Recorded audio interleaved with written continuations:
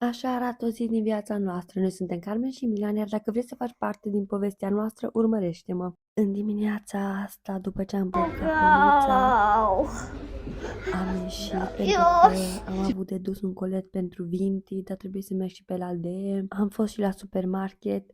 Milan mi-a spus un verset în mașină, atât este de scump. Când am venit acasă mi-am făcut o cafea, iar lui Milan i-am făcut un lapte de ovăz, pentru că momentan nu mai poate să consume lactate și nici chiar lapte vegetal din magazin.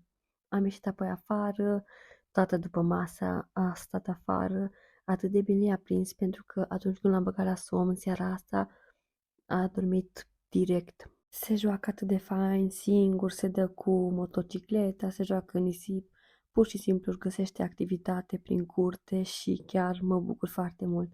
Iar seara i-am făcut un cuscus cu lapte.